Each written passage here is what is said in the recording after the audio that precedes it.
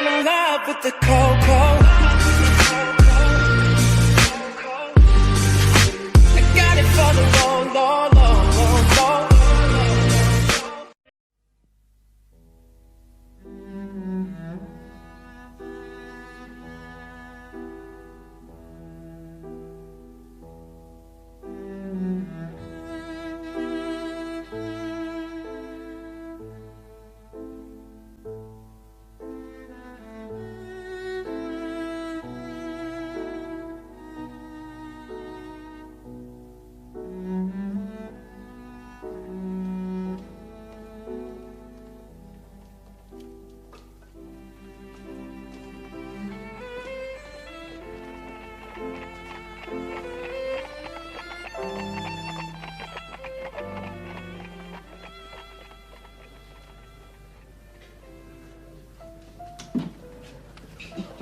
In sooth, I know not why I am so sad. It wearies me. You say it wearies you, but how I caught it, found it, or came by it, what stuff it is made of, whereof it is born, I am to learn. Such a want which sadness makes of me that I have much ado to know myself. Your mind is tossing on the ocean. There where your Argus is with portly sail, like seniors and rich burghers on the flood. Or as it were, the pageants of the sea do overpeer the petty traffickers that curtsy to them, do them reverence as they fly by them with their woven wings. Believe me, sir, had I such ventures forth, the better part of my affections would be with my hopes abroad. I should be still plucking the grass, to know where sits the wind, peering in maps for ports and piers and roads, and every object that might make me fear misfortune to my ventures, out of doubt, would make me sad. My wind cooling my broth would blow me to an ague, and I thought what harm a wind too great might do at sea. I should not see the sandy hourglass run, but I should think of shallows and of flats, and see my wealthy Andrew docked in sand, veiling her high top lower than her ribs to kiss her burial. Or should I go to church and see the holy edifice of stone, and not bethink me straight of dangerous rocks, which touching but my gentle vessel's side would scatter all her spices on the stream, and robe the roaring waters with my silks, and in a word, but even now worth this and now worth nothing. Shall I have the thought to think on this? And shall I lack the thought that such a thing perchance would make me sad? But tell not me, I know Antonio is sad to think upon his merchandise. Believe me, no. I thank my fortune for it. My ventures are not in one bottom trusted, nor to one place. Nor is my whole estate upon the fortunes of this present year. Therefore my merchandise makes me not sad. Why, then you are in love. Oh, fire. No, not in love, neither. Then let us say you are sad because you are not merry. And 'twere as easy for you to laugh and leap and say you are merry because you are not sad. Now, by two-headed Janus, nature hath framed strange fellows in her time. Some that will evermore peep through their eyes and laugh like parrots at a bagpiper, and others of such vinegar aspect they'll not show their teeth in way of smile, though Nestor swear the jest be laughable. Here comes Bassanio, your most noble kinsman. Gratiano and Lorenzo.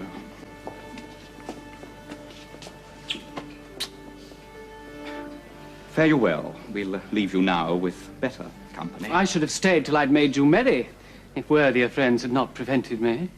But your worth is very dear in my regard. I take it your own business calls on you, and you embrace the occasion to depart. Good morrow, my good lord. Good signors, both when shall we laugh? Say when. You grow exceeding strange. Must it be so? We'll make our leisures to attend on yours. My lord Bassanio, since you found Antonio, we too will leave you. But at dinner time, I pray you, have in mind where we must meet. I will not fail you. You look not well, Signor Antonio. With too much respect upon the world. They lose it that do buy it with much care. Believe me, you are marvelously changed. I hold the world but as the world, Gratiano. A stage where every man must play a part, and mine a sad one. Well, let me play the fool. With mirth and laughter let old wrinkles come. and let my liver rather heat with wine than my heart cool with mortifying groans. Why should a man whose blood is warm within sit like his grandsire, cut in alabaster, sleep when he wakes and creep into the jaundice by being peevish? I tell thee what, Antonio, I love thee, and it is my love that speaks. There are a sort of men whose visages do cream and mantle like a standing pond, and do a wilful stillness entertain, with purpose to be dressed in an opinion of wisdom, gravity, profound conceit. As who should say, I am Sir Oracle, and when I ope my lips, let no dog bark. Oh, my Antonio, I do know of these that therefore only are reputed wise for saying nothing. But I'm very sure if they should speak, would almost damn those ears, which hearing them, will call their brothers fools. I'll tell thee more of this another time. But fish not with this melancholy bait, for this fool's gudgeon, this opinion. Come, good Lorenzo, fare you well a while. I'll end my exhortation after dinner. Well, we will leave you then till dinner time. I must be one of these same dumb wise men, for Gratiano never lets me speak. Keep me company but 2 years more, thou shalt not know the sound of thine own tongue. Well, farewell. I'll grow a talker for this gear. Oh, thanks, i' faith. For silence is only commendable in a neat's tongue dried and a maid not vendible.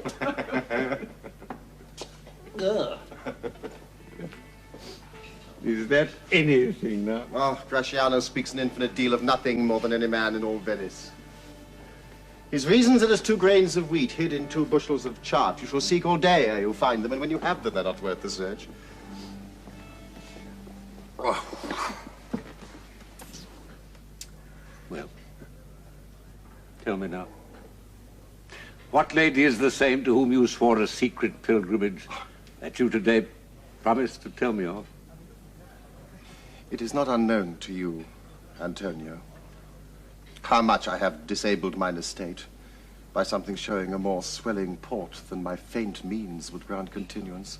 Nor do I now make moan to be abridged from such a noble rate, but my chief care is to come fairly off from those great debts, wherein my time, something too prodigal, hath left me gauged.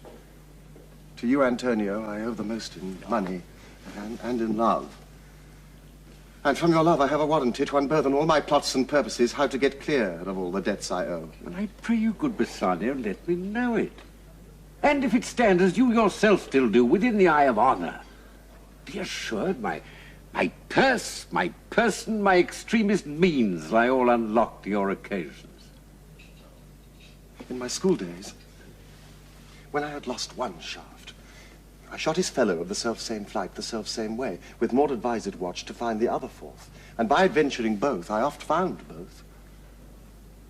I urge this childhood proof, for what follows is pure innocence. I owe you much. And like a willful youth, that which I owe is lost.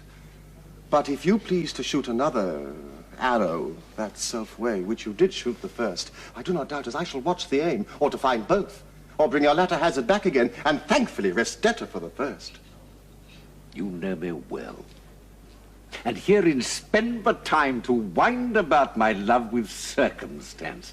And out of doubt you do me now more wrong in making question of my uttermost, than if you had made waste of all I have. Then do but say to me what I should do, that in your knowledge may by me be done. I am pressed unto it. Therefore speak.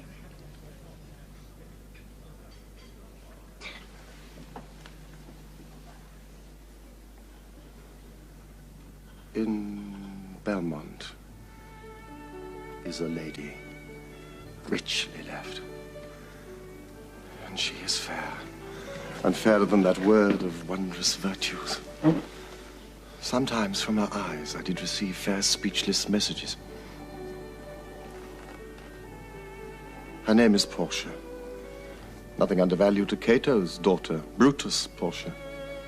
Nor is the wide world ignorant of her worth, for the 4 winds blow in from every coast renowned suitors. And her sunny locks hang on her temples like a golden fleece, which make her seat of Belmont culture strand, and many Jasons come in quest of her. Oh, my Antonio, had I but the means to hold a rival place with one of them, I have a mind presages me such thrift that I should questionless be fortunate.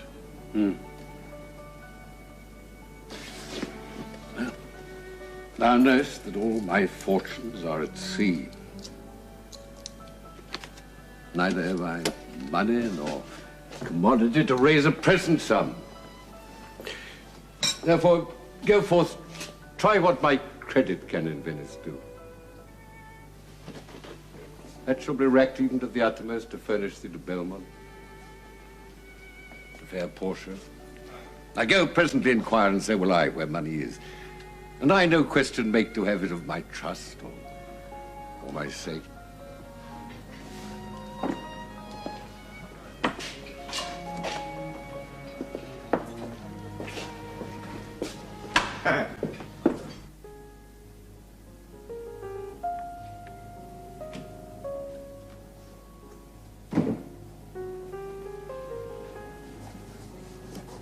By my troth, Nerissa, my little body is aweary of this great world. You would be, sweet madam, if your miseries were in the same abundance as your good fortunes are. And yet, for aught I see, they are as sick that surfeit with too much as they that starve with nothing. It is no mean happiness, therefore, to be seated in the mean. Superfluity comes sooner by white hairs, but competency lives longer. Good sentences and well pronounced. They would be better if well followed. If to do were as easy as to know what were good to do, chapels had been churches, and poor men's cottages princes' palaces. It is a good divine that follows his own instructions. I can easier teach 20 what were good to be done than be one of the 20 to follow mine own teaching. The brain may devise laws for the blood, but a hot temper leaps o'er a cold decree. But this reasoning is not in the fashion to choose me a husband. Oh, me, the word choose. I may neither choose whom I would, nor refuse whom I dislike. So is the will of a living daughter curbed by the will of a dead father. Is it not hard, Nerissa, that I cannot choose one nor refuse none? Your father was ever virtuous. And holy men at their death have good inspirations. Therefore, the lottery that he hath devised in these 3 chests of gold, silver, and lead, whereof who chooses his meaning chooses you, will no doubt never be chosen by any rightly, but one who you shall rightly love. Oh. But what warmth is there in your affections towards any of these princely suitors that are already come? I prithee overname them, and as thou namest them, I will describe them, and according to my description, level at my affection. First, there is the Neapolitan prince.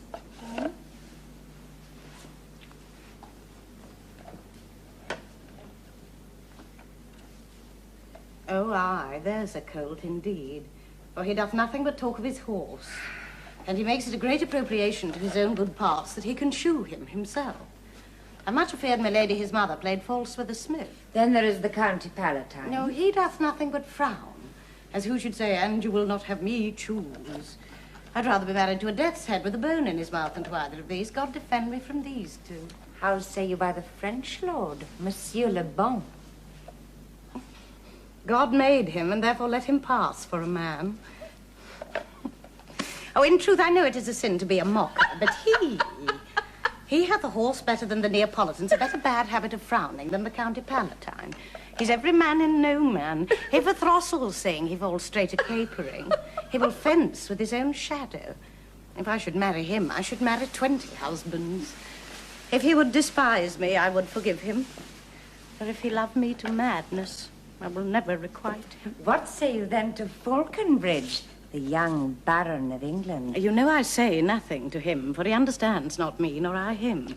He hath neither French, Latin, nor Italian. And you will come into the court and swear I have a poor pennyworth. Or the English. He is a proper man's picture. But alas, who can converse with a dumb show? And how oddly he is suited. How like you the young German? The Duke of Saxon, his nephew. Very vilely in the morning when he is sober, and most vilely in the afternoon when he is drunk. When he is best, he is a little worse than a man, and when he is worst, he's little better than a beast. And the worst fall that ever fell, I hope I shall make shift to go without him. If he should offer to choose, and choose the right casket, you should refuse to perform your father's will if you should refuse to accept him. Well, therefore, for fear of the worst, I pray thee, set a deep glass of Rhenish wine on the contrary casket. For if the devil be within and that temptation without, I know he will choose it. Madam? I will do anything, Nerissa, ere I will be married to a sponge. You need not fear, lady, the having any of these lords. They have acquainted me with their determinations, which is indeed to return to their home and to trouble you with no more suit. Unless you may be won by some other sort than your father's imposition, depending on the caskets. If I live to be as old as Sibylla, I will die as chaste as Diana, unless I be obtained by the manner of my father's will. I'm glad this parcel of wooers is so reasonable, for there is not one among them but I dote on his very absence, and I pray God grant them a fair departure. Do you not remember, lady, in your father's time, a young Venetian, a scholar and a soldier that came hither in the company of the Marquis de Montferrat? Yes. Yes, it was Bassanio. As I think, so is he called. True, madam. He, of all men that ever my foolish eyes looked upon, was the best deserving a fair lady. I remember him well, and I remember him worthy of thy praise. How now? What news? The 4 strangers seek for you, ma'am, to take their leave, and there is a forerunner come from a 5th, the Prince of Morocco, who brings word the prince, his master, will be here tonight. If I could bid the 5th welcome with so good a heart as I can bid the other 4 farewell, I should be glad of his approach. If he have the condition of a saint and the complexion of a devil, I had rather he should shrive me than wise me. Come, Nerissa, said I go before. Whilst we shut the gate upon one wooer, another knocks at the door. 3,000 ducats. Well. Aye, sir, for 3 months. 3 months. Well? For the which, as I told you, Antonio shall be bound. Antonio is to become bound. Well. May you stead me? Will you pleasure me? Shall I know your answer? 3,000 ducats for 3 months and Antonio bound. Your answer to that? Antonio's a good man. Have you had an imputation to the contrary? No. My meaning in saying he's a good man is to have you understand, me, that he is sufficient, yet his means are in supposition. He hath an argosy bound for Tripolis. Another for the Indy. I understand, moreover, upon the Rialto he hath the 3rd at Mexico, a 4th for England, and other ventures he hath squandered abroad. But ships are but boards, sailors but men. There be land rats and water rats, land thieves and water thieves, I mean, pirates. And then there is peril of waters, winds and rocks. The man is, notwithstanding, sufficient. 3,000 ducats. I think I may take his bond. Be assured you may. Oh, I will be assured I may. That I may be assured, I will bethink me. May I speak with Antonio? If it please you to dine with us. To smell pork, to eat of the habitation which your prophet, the Nazarite, conjured the devil into. I will buy with you, sell with you, walk with you, talk with you, and so following. But I will not eat with you, drink with you, nor pray with you. What news on the Rialto? But who is he comes here? This is Signor Antonio. Shylock. I'm debating of my present store, and by the near guess of my memory, I cannot instantly raise up the gross of full 3,000 ducats. What of that? Tubal, a wealthy Hebrew of my tribe, will furnish me. But soft, how many months do you desire? Rest you fair, good signor. Your worship was the last man in our mouths. Shylock, albeit I neither lend nor borrow by taking nor by giving of excess, yet To supply the ripe wants of my friend, I'll break a custom. Is he yet possessed how much he would? Aye, 3,000 ducats. And for 3 months. For 3 months I had forgot. You told me so. Well, then your bond, and let me see. But soft you, methought you said you neither lend nor borrow upon advantage. I do never use it. When Jacob grazed his uncle Laban's sheep, this Jacob from our holy Abraham was, as his wise mother wrought in his behalf, the third possessor. He was the third. And what of him? Did he take interest? No, not take interest. Not, as you would say, directly interest. Mark what Jacob did. When Laban and himself were compromised that all the eanlings which were streaked and pied should fall as Jacob's hire, the ewes being rank in the end of autumn turned to the rams. And when the work of generation was between these woolly breeders in the act, a skillful shepherd peeled me certain wands, and in the doing of the deed of kind, he stuck them up before the fulsome ewes, who then conceiving did in e'en time fall party-coloured lambs, and those were Jacob's. This was a way to thrive, and he was blessed, for thrift is blessing, if men steal it not. This was a venture, sir, that Jacob served for. A thing not in his power to bring to pass, but swayed and fashioned by the hand of heaven. Was this inserted to make interest good? Or is your gold and silver ewes and ram? I cannot tell. I make it breed as fast. But note me, see. Mark this, Bassanio. The devil can cite scripture for his purpose. An evil soul producing holy witness is like a villain with a smiling cheek, a goodly apple rotten at the heart. What a goodly outside falsehood hath. 3,000 ducats, 'tis a good round sum. 3 months from 12, then let me see. The rate. Well, Shiloh, shall we be beholding to you? Signor Antonio, many a time and oft in the Rialto you have rated me about my monies and my usances. Still have I borne it with a patient shrug, for sufferance is the badge of all our tribe. You call me misbeliever, cutthroat dog, and spit upon my Jewish gabardine, and all for use of that which is mine own. Well then, now appears you need my help. Go to then.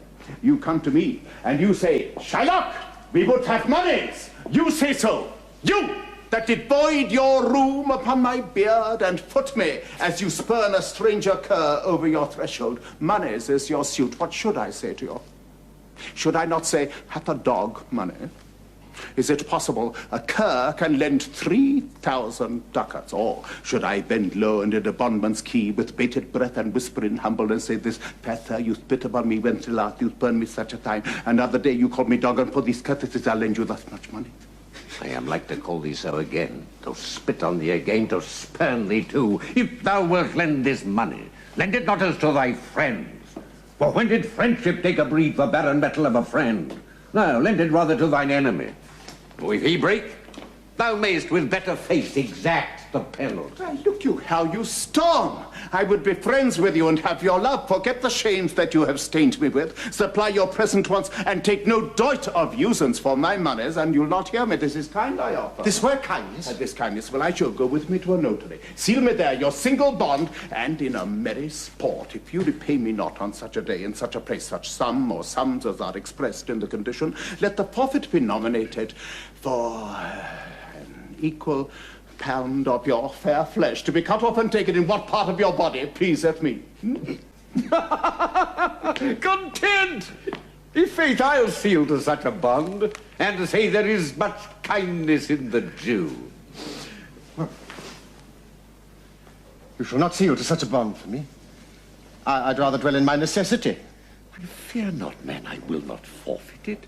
Within these 2 months, that's a month before this bond expires, I do expect return of thrice 3 times the value of the bond. Oh, Father Abraham, what these Christians are, whose own hard dealings teaches them suspect the thoughts of others. Pray you, tell me this, if he should break his day, what should I gain by the exaction of the forfeiture? A pound of man's flesh taken from a man is not so estimable, profitable neither as flesh of muttons, beefs, or goats. I say to buy his favor, I extend this friendship, if he will take it so. If not, adieu, and for my love, I pray you wrong me not. Yes, Sherlock, I will seal under this bond. Then go we forthwith to the notary, give him direction for this merry bond, and I will go and purse the ducat straight.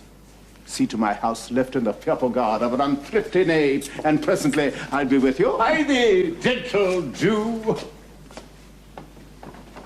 The Hebrew will turn Christian. He grows kind.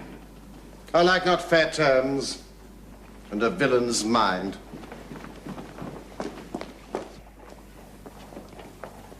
Now, come on. In this there can be no dismay. My ships come home a month before the day.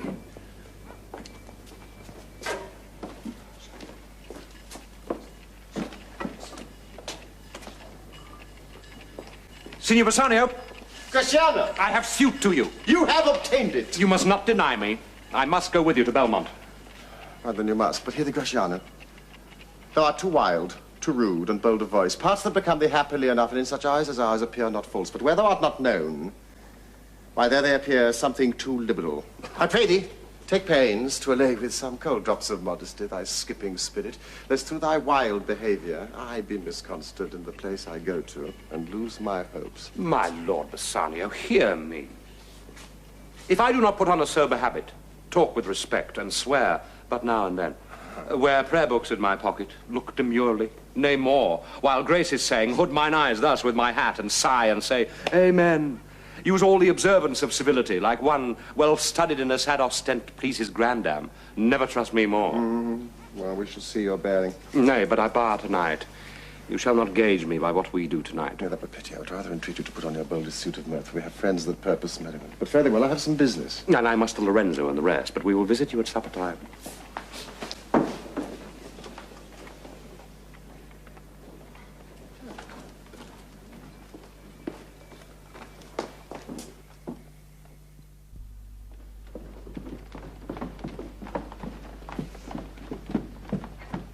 Lancelot, I'm sorry thou would leave my father so. Our house is hell, and thou, a merry devil, didst rob it of some taste of tediousness. But fare thee well. Oh, there is a ducat for thee. And now, Lancelot, soon at supper thou shalt see Lorenzo, who is thy new master, Lord Bassanio's guest. Give him this letter. Shh. Do it secretly, and so farewell. I would not have my father see me and talk with thee. Adieu. Tears exhibit my tongue. Most beautiful pagan, most sweet Jew, if a Christian do not play the knave and get the yard, much deceived. But adieu. These foolish drops do something drown my manly spirit. Adieu. Farewell, good Lancelot.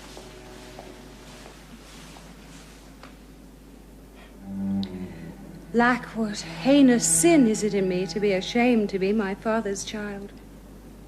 But though I am daughter to his blood, I am not to his manners. Oh, Lorenzo, if thou keep promise, I shall end this strife. Become a Christian. And thy loving wife. Nay, we will slink away in supper time, disguise us at my lodging, and return all in an hour. We have not made good preparation. You've not spoke us yet of torchbearer. Oh, 'tis vile, unless it may be quaintly ordered, and better in my mind, not undertook. It is now but 4 o'clock. We have 2 hours to furnish us. Friend Lancelot, what's the news? And it shall please you to break up this, it shall seem to signify. Know the hand in faith, 'tis a fair hand, and whiter than the paper it writ on is the fair hand that writ. Love news, i' faith. By your leave, sir. So, whither goest thou? Marry, sir, to bid my old master the Jew sup tonight with my new master the Christian. Hold. Here, take this. Tell gentle Jessica I will not fail her. Oh, and speak it privately. Go. Gentlemen, will you prepare you for this mask tonight? I am provided of a torchbearer. Aye, Mary, I'll be gone about it straight. And so will I. Meet me and Graciano at Graciano's lodgings of our heads. 'Tis good we do so. Is not this letter from fair Jessica? Must needs tell thee all. She hath directed how I shall take her from her father's house, what gold and jewels she is furnished with, what page's suit she hath in readiness. If e'er the Jew her father come to heaven, it'll be for his gentle daughter's sake. Come, go with me. Peruse this as thou goest. Fair Jessica shall be my torchbearer. Well, thou shalt see. Thy eyes shall be thy judge. the difference of old Shylock and base Anio. What, Jessica? Thou shalt not gormandize as thou hast done with me. What, Jessica? And sleep and snore and rend apparel out. Why, Jessica, I say! Right, Jessica! Who did bid thee call? I did not bid thee call. Well, your worship was wont to tell me I could do nothing without bidding. Call you? I What is your will? bid forth to supper, Jessica. Here are my keys. Yet wherefore should I go? Not bid for love. They flatter me. But yet I'll go in hate and feed upon the prodigal Christian. Jessica, my girl, look to my house. I'm right loath to go. There is some ill a-brewing towards my rest, for I did dream of money bags tonight. I beseech you, Sir Guy, my young master doth expect your reproach. So do I his. And they have conspired together. I will not say you shall see a mask. But if you do, then it was not for nothing. My nose fell a-breeding on Black Monday last at 6 o'clock in the morning. Fall out that year, last Wednesday. It was 40 in the afternoon. Are the masks? Here you be, Jessica. Lock up my doors. And when you hear the drum and the bile squealing at the wry-necked fife, clamber you not out to the casements then, nor thrust your head into the public streets to gaze on Christian fools with varnished faces, but stop my house's ears. I mean my casements. Let not the sound of shallow foppery enter my sober house. By Jacob's staff, I swear, I have no mind of feasting forth tonight. Yet I will go. Go you before, sirrah, say I will. I will go before, sir. Mistress, look out that window for all this. There will come a Christian by who will be worth a Jew's eye.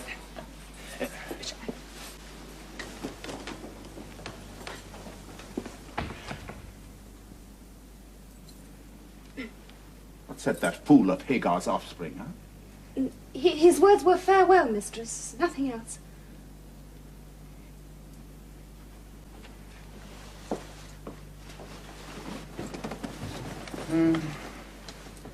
The patch is kind enough, but a huge feeder.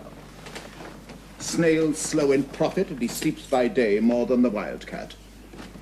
Drones hive not with me, and therefore I part with him. And part with him to one that I would have him help to waste his borrowed purse. Jessica, go in. Perhaps I will return immediately. Do as I bid you. Shut doors after you. Fast bind, fast find. Proverb never stale in thrifty mind. Farewell. And if my fortune be not crossed, I have a father, you a daughter, lost.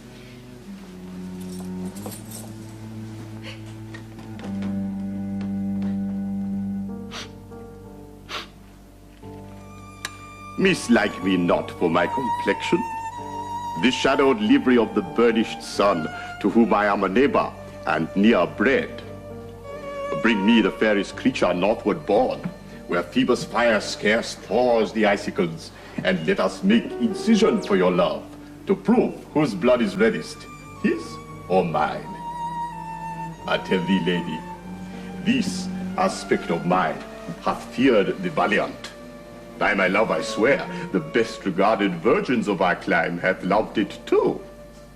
I would not change this, who, except to steal your thoughts, my gentle queen. In terms of choice, I am not solely led by nice direction of a maiden's eyes. Besides, the lottery of my destiny bars me the right of voluntary choosing.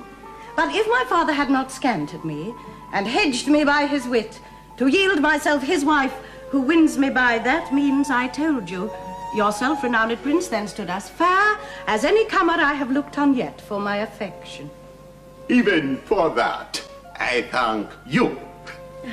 By this scimitar that slew the Sophie and a Persian prince, that won 3 fields of Sultan Solomon, I would outstare the sternest eyes that look, outbrave the heart most daring on the earth, pluck the young sucking cub from the she-bear, yea, mock the lion when he roar for prey.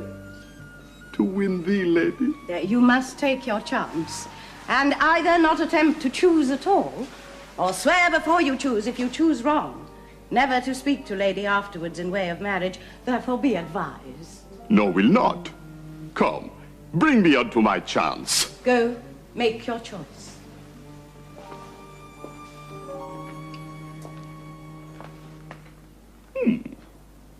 The first of gold, which this inscription bear. Who chooseth me shall gain what many men desire. The second, silver, which this promise carry. Who chooseth me shall get as much as he deserves. The third, dull lead, with warning all as blunt. Who chooseth me must give and hazard all he hath. How shall I know if I do choose the right? The one of them contains my picture, Prince. If you choose that, then I am yours withal. Some God direct my judgment. Let me see. I will survey the inscriptions back again. What says this leaden casket? Who chooseth me must give and hazard all he hath. Must give. For what? For lead. Hazard all for lead. This casket threatens. Men that hazard all do it in hope of fair advantages. A golden mind stoops not to shows on dross. Therefore, I'll give nor hazard aught for lead. Silver. Silver. What says this silver with her virgin who? Who chooseth me shall get as much as he deserves. As much as he deserves. Pause there, Morocco, and weigh thy value with an even hand. If thou beest rated by thy estimation, thou dost deserve enough. And yet enough may not extend so far as to the lady. And yet to be a fear of my deserving were but a weak discipline of myself. As much as I deserve. Why, that's the lady. I do in birth deserve her, and in fortunes, graces, qualities are breeding. But more than this, in love, I do deserve.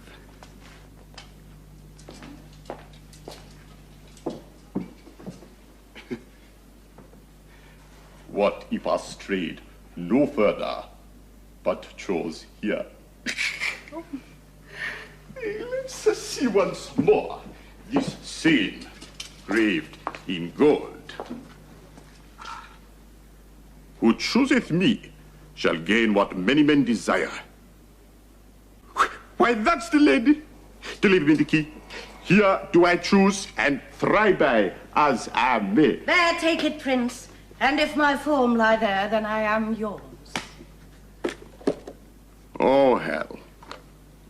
What have we here? A carrion death, within whose empty eye there is a written scroll. I read the writing. All that glisters is not gold. Often have you heard that told. Gilded tombs to worms enfold. Fare you well, your suit is cold. Cold indeed, and labor lost. Then farewell heat and welcome frost. Portia, adieu. I have too grieved a heart to take a tedious leave. Thus losers part. A gentle riddance. Go. Let all of his complexion choose me so.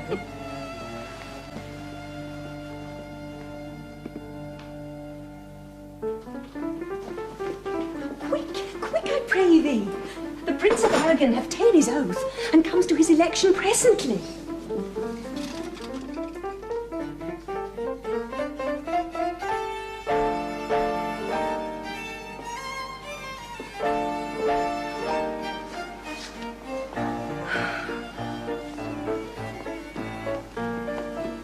Behold, there stand the caskets, noble prince. If you choose that wherein I am contained, straight shall our nuptial rites be solemnized. But if you fail, without more speech, my lord, you must be gone from hence immediately. I have been joined by oath to observe 3 things. First... To these injunctions everyone doth swear that comes to hazard for my worthless self. And so have I addressed me. Fortune now to my heart's hope.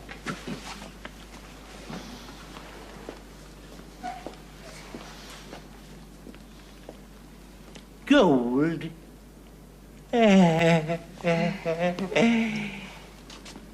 Silver. And base lead. Who chooseth me must give and hazard all he has. You shall look fairer ere I give or hazard. What says the golden casket? Let me see. Who chooseth me? Who chooseth me? Chooseth me. Who chooseth me shall gain what many men desire. What many men desire.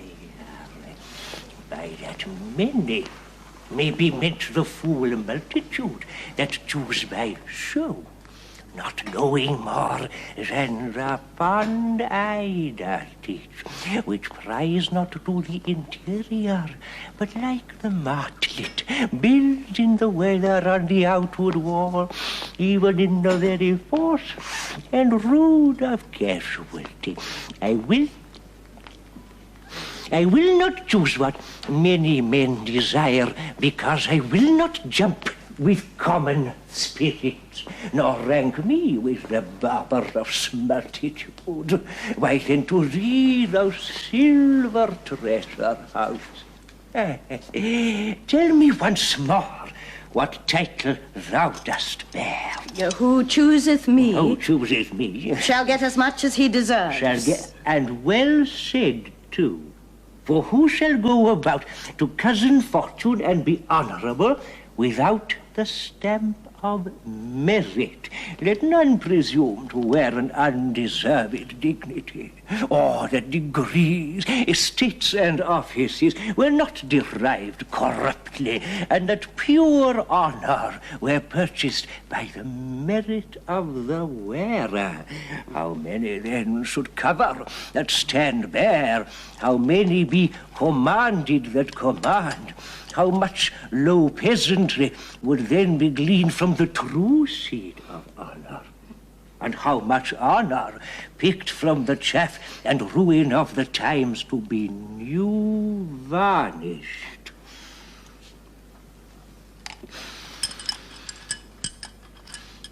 But to my choice. Who chooseth me? Who chooseth me shall have as much as he deserves. I will assume desert. Give me the key for this, and instantly unlock my fortunes here. What's this?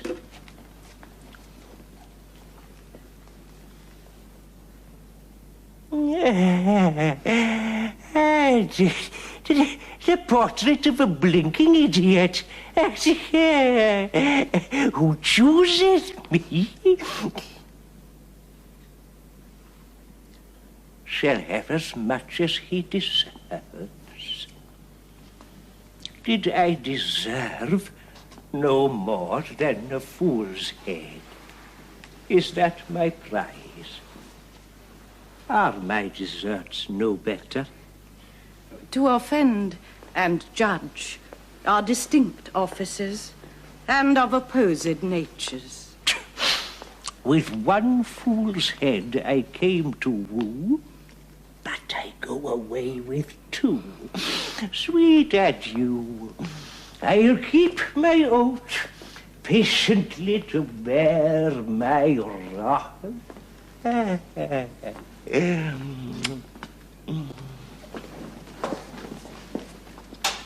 Thus hath the candle singed the moth.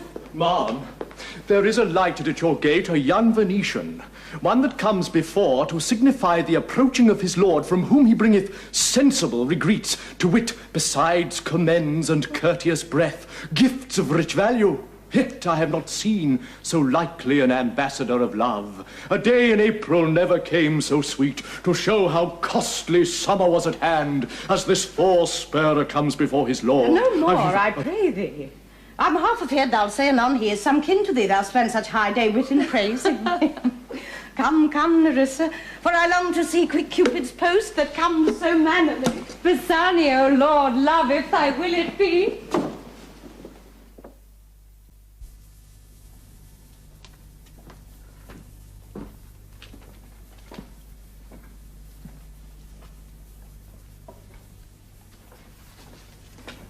Now, what news on the Rialto? Why, yet it lives there unchecked that Antonio hath a ship of rich lading wrecked on the narrow seas. The, Goodwins? I think they call the place. A very dangerous flat and fatal where the carcasses of many a tall ship lie buried. As they say, if my gossip report be an honest woman of her word. I would she were as lying a gossip in that as ever napped ginger, or made her neighbours believe she wept for the death of a third husband. But it is true, without any slips of prolixity or crossing the plain highway of talk, that the good Antonio, the honest Antonio, oh, that I had a title good enough to keep his name company. Come. What says that? The full stop. Why? The end is, he hath lost a ship. I would it might prove the end of his losses. Let me say amen betimes, lest the devil cross my prayer, for here he comes in the likeness of a Jew. How now, Shylock? What news among the merchants?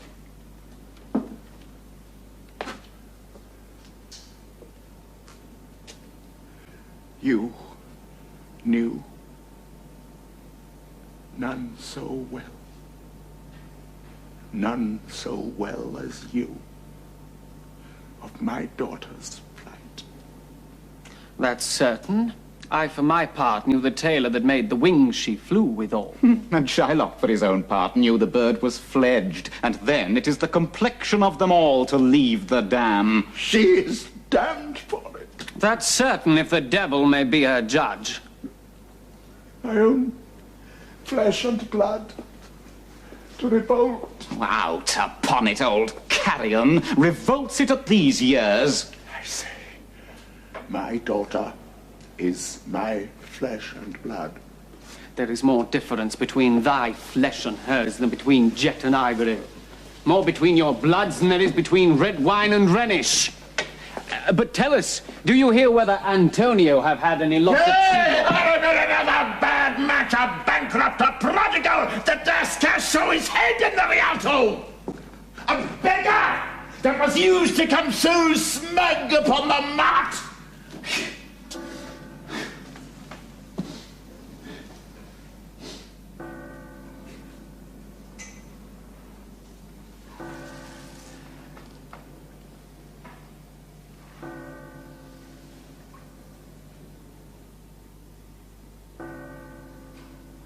Let him look to his bond. He was wont to call me usurer. Let him look to his bond. He was used to lend out moneys for Christian courtesy. Let him look to his bond. I'm sure if he forfeit, thou wilt not take his flesh. What's that good for? To bait fish withal. He hath disgraced me and hindered me 500,000, laughed at my losses, mocked at my gains, scorned my nation, thwarted my bargains, cooled my friends. He heated mine enemies, and what is his reason? I'm a Jew.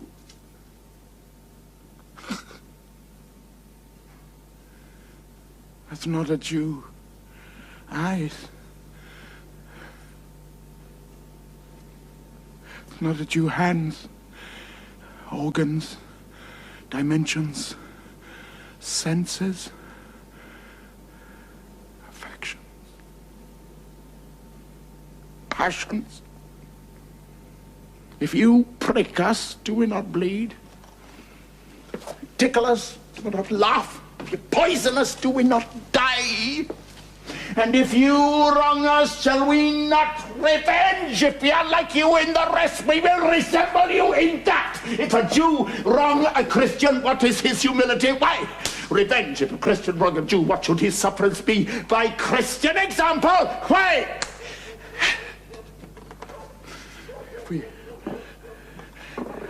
The villainy you teach me, I will execute, and it shall go hard.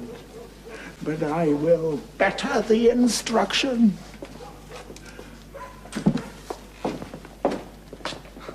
Gentlemen, my master Antonio is at his house and desires to speak with you both. We have been up and down to seek him.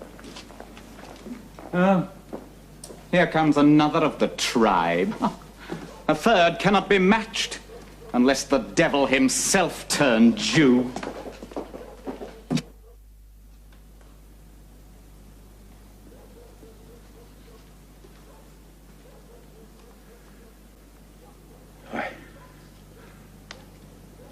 How now, Tubal? What news from Genoa? Hast thou found my daughter?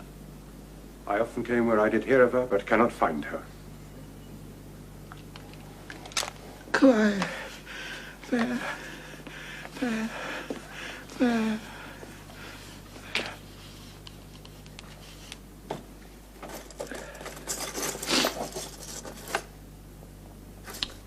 A diamond gone.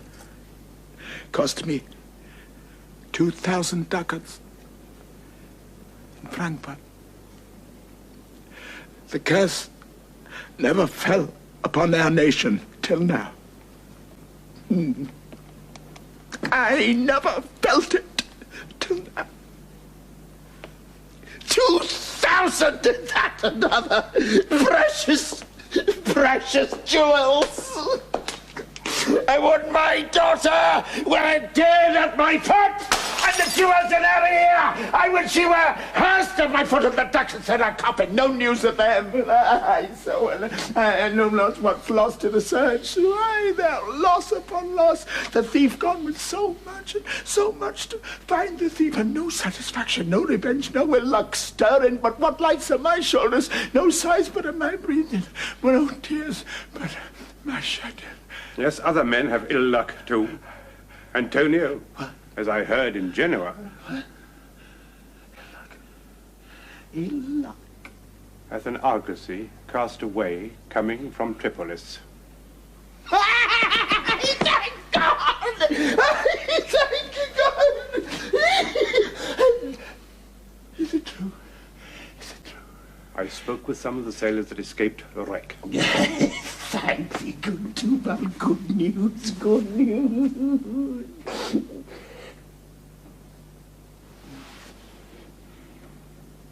But what of aught else didst thou hear in Genoa?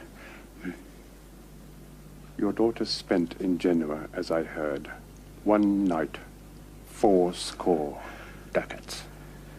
Thou stickst a dagger in me. Shall never see my gold again. 80 ducats at a sitting. 80 ducats.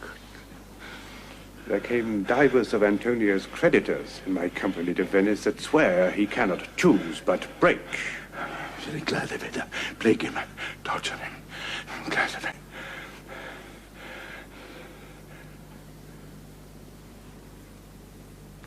One of them showed me a ring that he had of your daughter.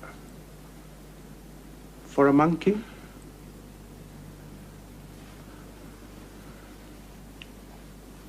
It was my turquoise.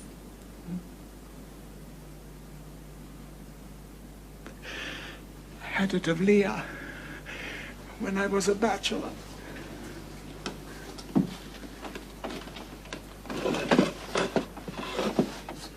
I would not have given it for a swarms of monkeys.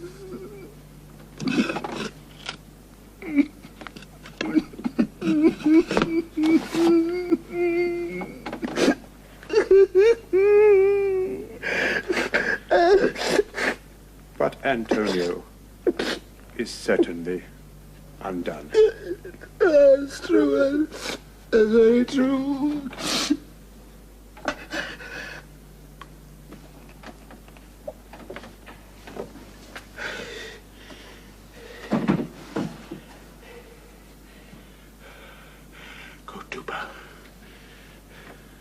Fee me an officer. Bespeak him a fortnight before.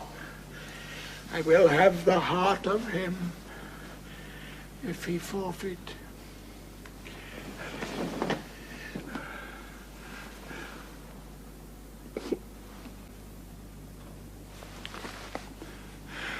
Go, Tuba.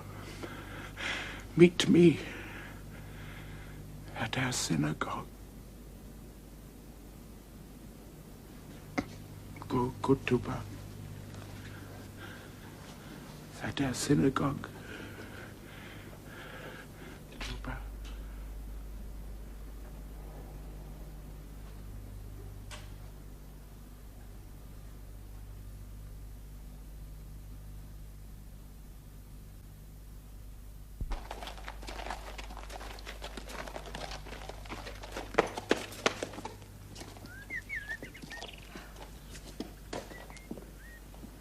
I pray you tarry.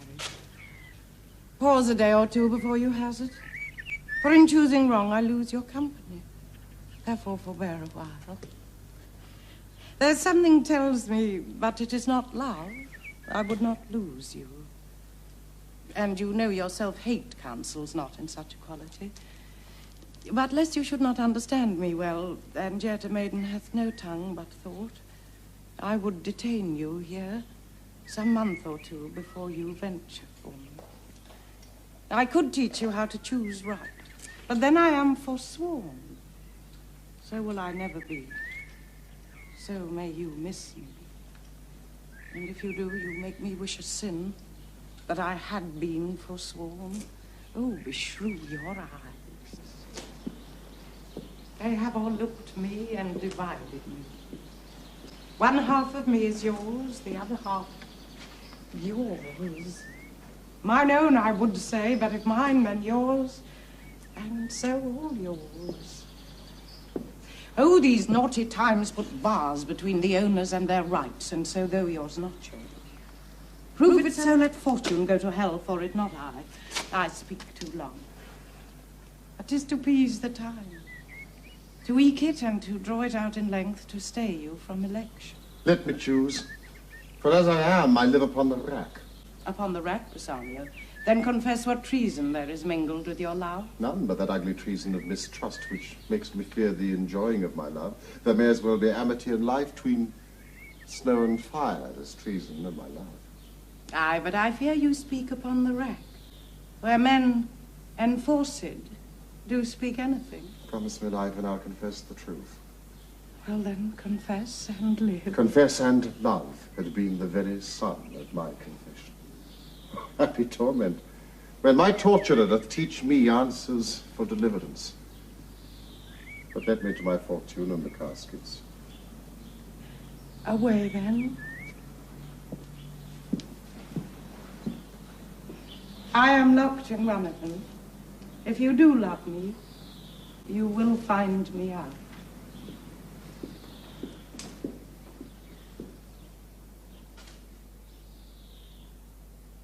Nerissa and the rest stand all aloof. Let music sound while he doth make his choice. Then if he lose, he makes a swan-like end, fading in music. That the comparison may stand more proper, my eye shall be the stream and watery deathbed for him. He may win, and what is music then? Then music is even as the flourish when true subjects bow to a new crowned monarch.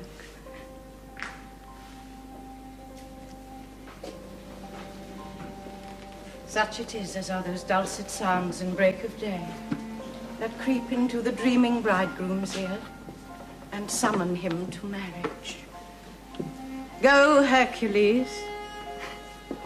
Live thou, I live. With much, much more dismay I view the fight than thou that makest the fray.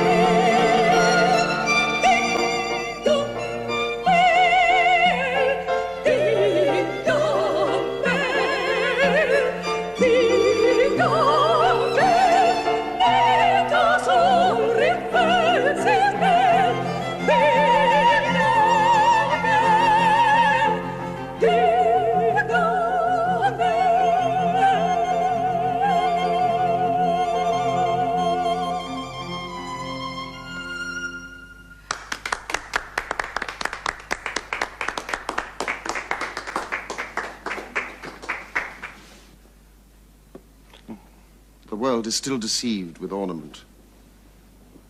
Look on beauty, and you shall see it is purchased by the weight, which therein works a miracle in nature, making them lightest that wear most of it. Now, there's no vice so simple, but assume some mark of virtue on his outward parts. Thus ornament is but the guiled shore to a most dangerous sea, the beauteous scarf veiling an Indian. Beauty, in a word, the seeming truth which cunning times put on to entrap the wisest. Therefore, thou gaudy gold, hard food for Midas.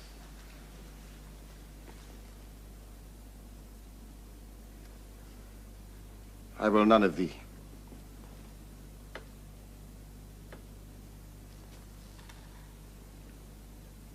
Nor none of thee, thou pale and common drudge between man and man. But thou meager lead.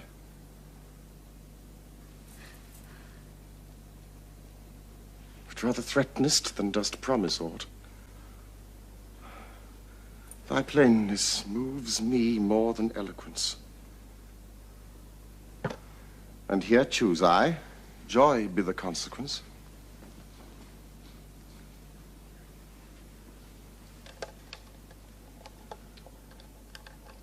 What find I here?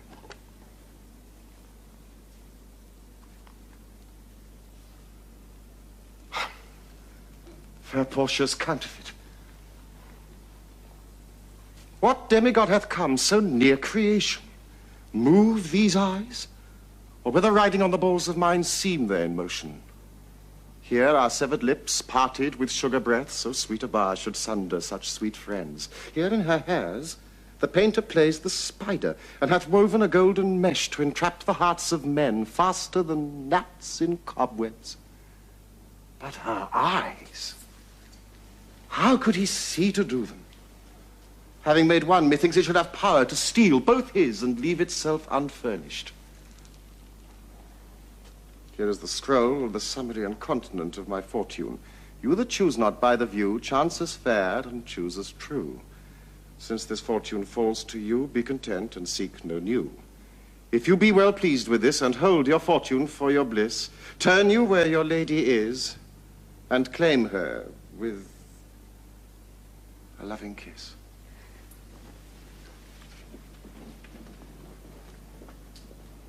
Fair lady, by your leave, I come by note to give and to receive, as doubtful whether what I see be true, until confirmed, signed, ratified by you. You see me, Lord Bassanio, where I stand, such as I am. Though for myself alone I would not be ambitious in my wish to wish myself much better, yet for you I would be trebled 20 times myself, 1,000 times more fair, 10,000 times more rich, that only to stand high in your account, I might in virtues, beauties, livings, friends, exceed account. But the full sum of me is sum of something, which to term engross is an unlessoned girl, unschooled, unpracticed. Happy in this, she is not yet so old, but she may learn. Happier than this, she is not bred so dull, but she can learn.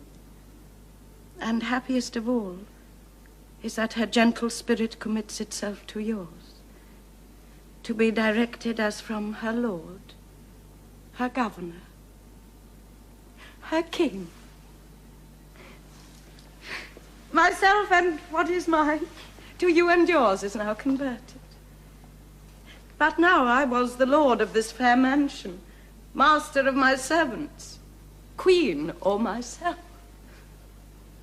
And even now, but now, this house, these servants, and this same myself are yours, my lords. I give them with this ring, which when you part from, lose, or give away, let it presage the ruin of your love, and be my vantage to exclaim on you.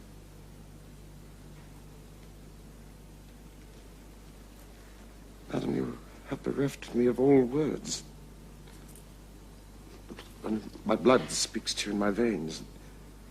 There is such confusion in my powers, expressed and not expressed.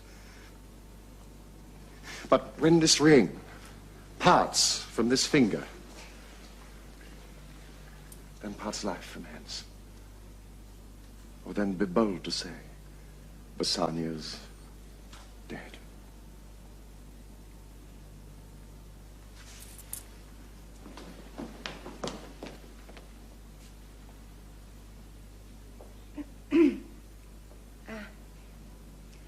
My lord and lady, it is now our time that have stood by and seen our wishes prosper to cry good joy, my lord and lady. My Lord Bassanio and my gentle lady, I wish you all the joy that you can wish, for I'm sure you can wish none from me. And when your honours mean to solemnize the bargain of your faith, I do beseech you, even at that time, I may be married too. With all my heart, so thou canst get a wife. Thank you, lordship, you've got me one. My eyes, my lord, can look as swift as yours. You saw the mistress, I beheld the maid. You loved, I loved. For intermission no more pertains to me, my lord, than you. Your fortune stood upon the caskets there, and so did mine too, as the matter falls. For swearing till my very roof was dry with oaths of love, at last, if promise last, I got a promise of this fair one here, to have her love, provided your fortune achieved her mistress. Is this true, Nerissa? Madam, it is. So you stand pleased with all. And do Graciano mean good faith? Oh, yes, faith, my lord.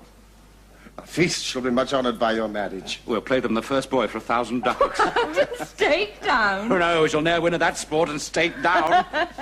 What, who comes here? Lorenzo and his infidel.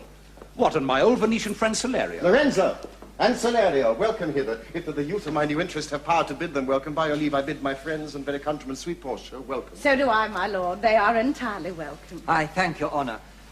For my part, my lord, my purpose was not to have seen you here, but meeting with Salerio by the way, he did entreat me past all saying nay to come with him along. I did, my lord, and I have reason for it. Signor Antonio commends him to you. Ere I ope this letter, tell me how my good friend doth. Not sick, my lord, unless it be in mind. Nor well, unless in mind, his letter there will show you his estate. Gonerus, cheer yon stranger, bid her welcome. Your hand, Celerio. What's the news from Venice? How doth our royal merchant, good Antonio?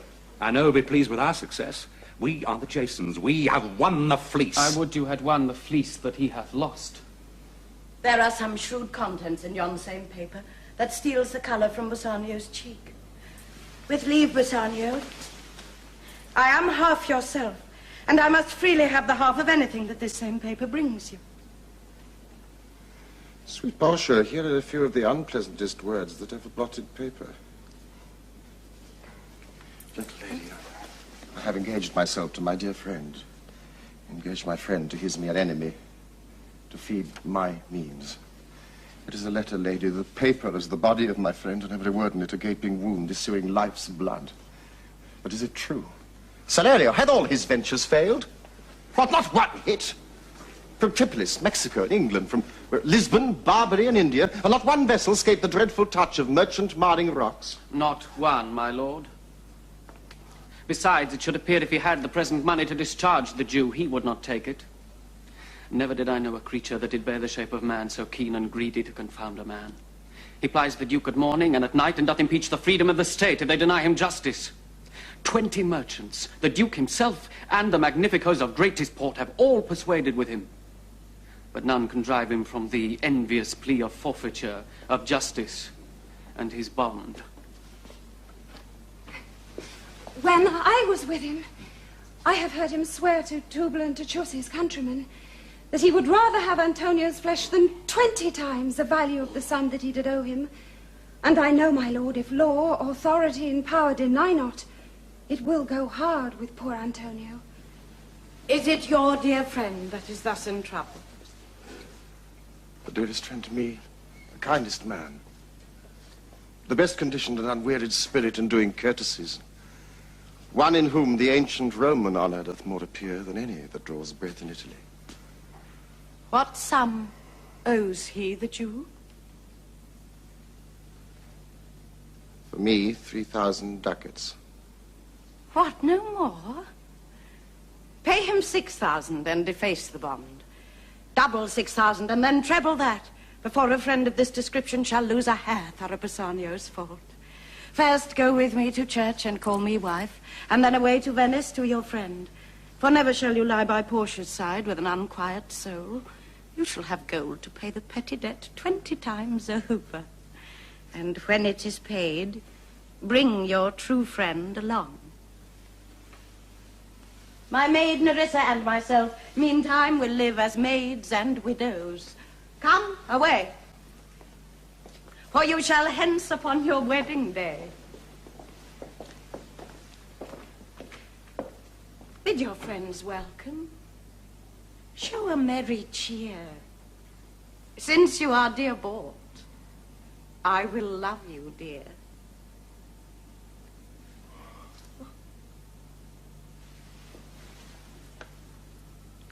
But let me hear the letter of your friend.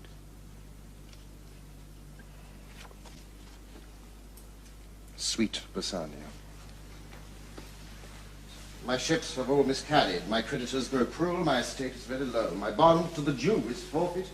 And since in paying it is impossible I should live, all debts are cleared between you and I, if I might but see you at my death. Jailer, look to him. Tell me not of mercy. This is the fool that lent out money greatest. Jailer, look to him. Hear me yet, good Shylock. I have my bond. Speak not against my bond. I have sworn an oath that I will have my bond. Thou callst me dog before thou hadst a cause, but since I am a dog, beware my fangs. The Duke shall grant me justice. I do wonder, thou naughty jailer, that thou art so fond to come abroad with him at his request. I pray thee hear me speak. I'll have my bond. I will not hear thee speak. I'll have my bond, and therefore speak no more.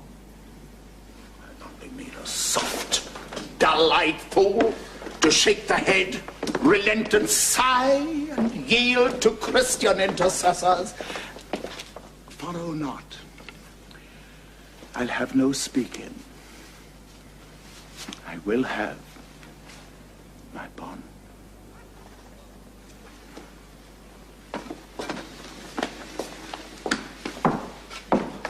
It is the most impenetrable cur that ever kept with men. Let him alone. I'll follow him no more with fruitless prayers. He seeks my life. His reason well I know. I oft delivered from his forfeitures many that ever times made moan to me. Therefore he hates me. I'm sure the Duke will never grant this forfeiture to hold. The Duke cannot deny the course of law. For the commodity that strangers have with us in Venice, if it be denied, will much impeach the justice of the state, since that the trade and profit of the city consisteth of all nations. Therefore go. These griefs and losses have so baited me that I shall hardly spare a pound of flesh tomorrow to my bloody creditor. Oh, jailer, on.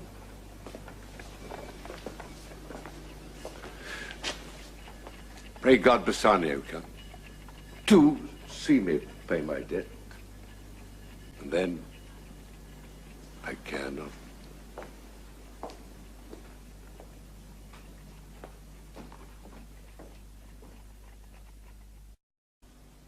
Madam, although I speak it in your presence, you have a noble and a true conceit of godlike amity, which appears most strongly in bearing thus the absence of your lord. But if you knew to whom you show this honor, how true a gentleman you send relief, how dear a lover of my lord, your husband, I know you would be prouder of the work than customary bounty can enforce you. I never did repent for doing good, nor shall not now. For in companions that do converse and waste the time together, whose souls do bear an equal yoke of love, there must be needs a like proportion of lineaments, of manners, and of spirit. Which makes me think that this Antonio, being the bosom lover of my lord, must needs be like my lord. If it be so, how little is the cost I have bestowed in purchasing the semblance of my soul from out the state of hellish cruelty. Yet this comes too near the praising of myself, therefore no more of it. Here other things. Lorenzo, I commit into your hands the husbandry and manage of my house until my lord's return. For mine own part, I have toward heaven breathed a secret vow, to live in prayer and contemplation, only attended by Nerissa, here, until her husband and my lord's return. There is a monastery 2 miles off, and there we will abide. I do desire you not to deny this imposition, the which my love and some necessity now lays upon you. Madam, with all my heart, I shall obey you in all fair commands. Now, my people do already know my mind, and will acknowledge you and... Jessica, in place of Lord Bassanio and myself. So fare you well till we shall meet again. Fair thoughts and happy hours attend on you. I wish your ladyship all heart's content. I thank you for your wish, and am well pleased to wish it back on you. Fare you well. Jessica. Now, Balthazar, as I have ever found thee honest true, so let me find thee still. Take this same letter, and use thou all the endeavour of a man in speed to Padua. See thou render this into my cousin's hand, Dr. Bellario, and look what notes and garments he doth give thee. Bring them, I pray thee, with imagined speed unto the Tranect, to the common ferry that trades to Venice. Waste no time in words, but get thee gone.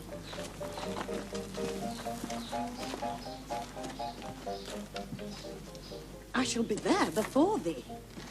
Madam, I go with all convenient speed.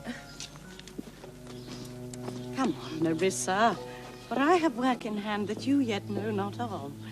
We'll see our husbands before they think of us. What? Therefore, haste away, for we must measure 20 miles today.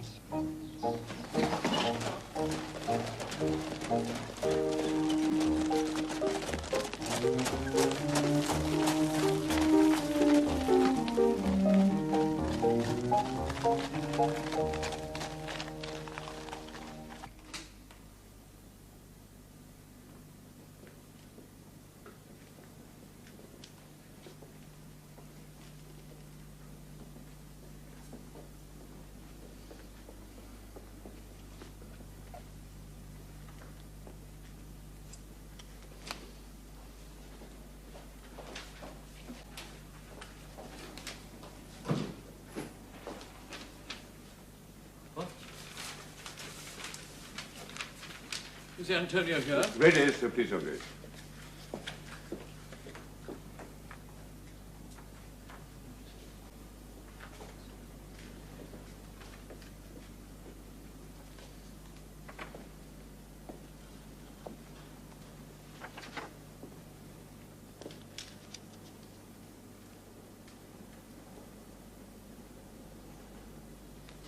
I'm sorry for thee. Thou art come to answer a stony adversary, an inhuman wretch, incapable of pity, void and empty from any dram of mercy. I have heard your grace hath taken great pains to qualify his rigorous course. But since he stands obdurate, and that no lawful means can carry me out of his envy's reach, I do oppose my patience to his fury, and am armed to suffer with the quietness of spirit the very tyranny and rage of his.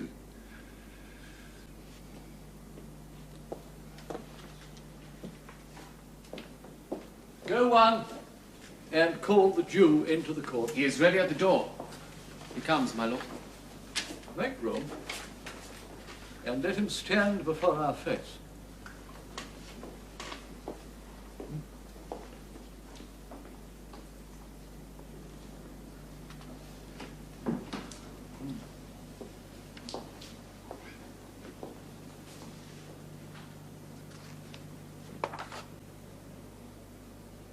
Shylock, the world thinks, and I think so too, that thou but leadst this fashion of thy malice to the last hour of act.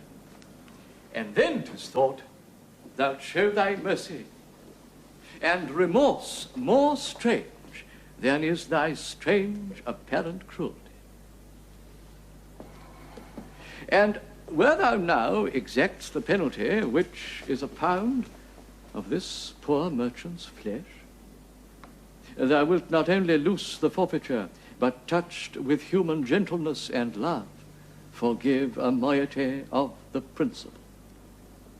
Glancing an eye of pity on his losses, which have of late so huddled on his back, and now to press a royal merchant down, and pluck commiseration of his state from brassy bosoms and rough hearts of flint, from stubborn Turks and Tartars, never trained to offices of tender courtesy.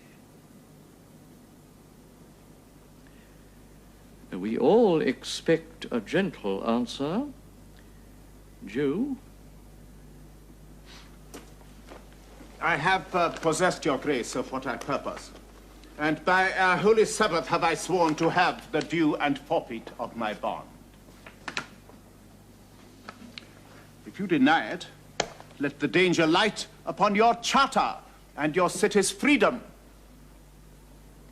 You'll ask me why I rather choose to have a weight of carrion flesh than to receive 3,000 ducats. I'll not answer that, but say it is my humor. Is it answered? What if my house be troubled with a rat, and I be pleased to give 10,000 ducats to have it baned? What? Are you answered yet? Some men there are love not a gaping pig. Some that are mad if they behold a cat. Others, when the bagpipe sings i' the nose, cannot contain their urine. For affection, master of passion, sways it to the mood of what it likes or loathes. And now for your answer. As there is no firm reason to be rendered, why he cannot abide a gaping pig, why he, a harmless, necessary cat, why he, a woolen bagpipe, but of force must yield to that inevitable shame as to offend himself being offended. So can I give no reason, nor I will not, more than a lodged hate, and a certain loathing I bear Antonio, that I follow thus a loathing suit against him. Are you answered?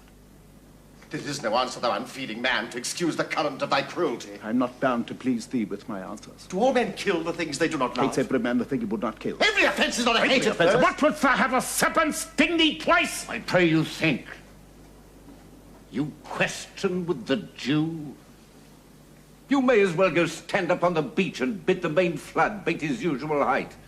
You may as well use question with the wolf, why yet made the ewe bleat for the lamb. You may as well forbid the mountain pines to wag their high tops and to make no noise when they are threatened with the gusts of heaven. You may as well do anything most hard as seek to soften that than which what's harder is Jewish heart. Therefore I do beseech you, make no more offers, use no farther means, but with all plain and brief conveniency let me have judgment. And the Jew his will. For thy 3,000 ducats, here is 6. If every ducat in 6,000 ducats were in 6 parts, and every part a ducat, I would not draw them, I would have my bond. How shalt thou hope for mercy, rendering none? What judgment shall I dread, doing no wrong? You have among you many a purchased slave, which, like your asses and your dogs and mules, you use in abject and in slavish parts because you bought them. Shall I say to you, let them be free? Marry them to your heirs? Why sweat they under burdens? Let their beds be made as soft as yours, and let their palates be seasoned with such viands. You will answer, oh, the slaves are ours. So do I answer you. The pound of flesh which I demand of him is dearly bought. It's mine, and I will have it. If you deny it, fie upon your law. There is no pause in the decrees of Venice. I stand here for judgment. Answer, shall I have it? Upon my part, I may dismiss this court, unless Bellario, a learned doctor whom I have sent for to determine this, come here today. My lord, there stays without a messenger with letters from the doctor, and you come from Padua. Bring us the letters. Call in the messenger.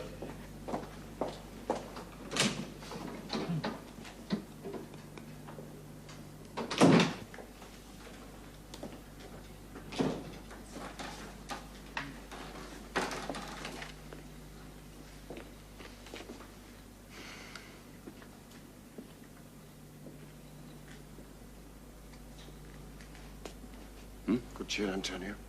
What man courage yet? The Jew shall have my flesh, blood, bones and all, ere thou shalt lose for me one jot of blood. No. I am a tainted wether of the flock. Meat is for death. The weakest kind of fruit drops earliest to the ground, and so let me. You cannot better be employed, Bassanio, than to live still and write mine epitaph. Came you from Padua, from Bellario? From both, my lord. Bellario greets your grace.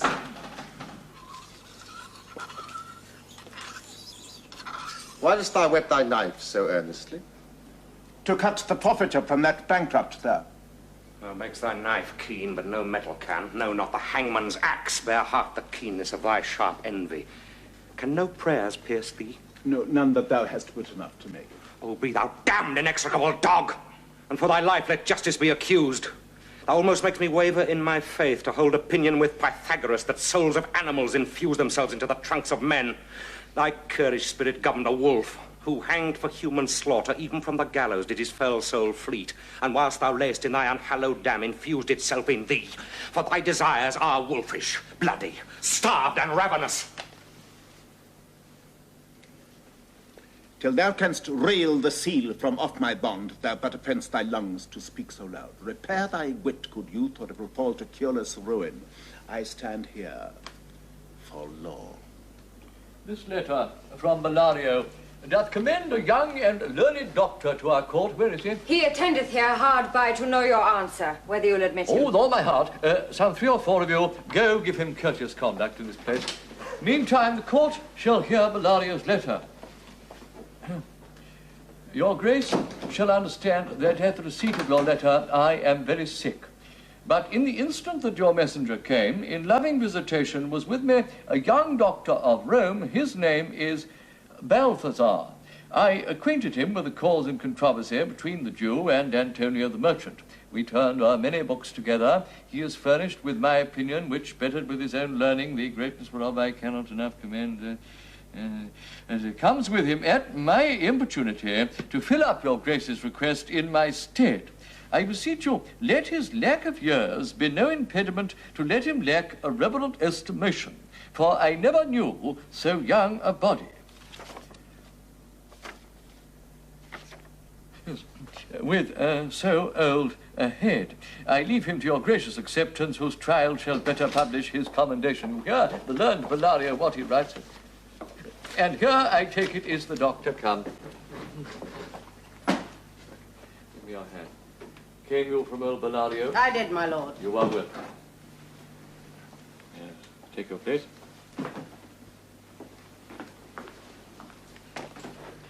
Are you acquainted with the difference that holds this present question in the court? I am informed truly of the cause. Which is the merchant here and which the Jew? Antonio and old Shylock both stand forth. Is your name Shylock? Shylock is my name. Of a strange nature is the suit you follow. Yet in such rule that the Venetian law cannot impugn you as you do proceed. You stand within his danger, do you not? Aye, so he says. Do you confess the bond? I do. Then must the Jew be merciful? On what compulsion must I? Tell me that.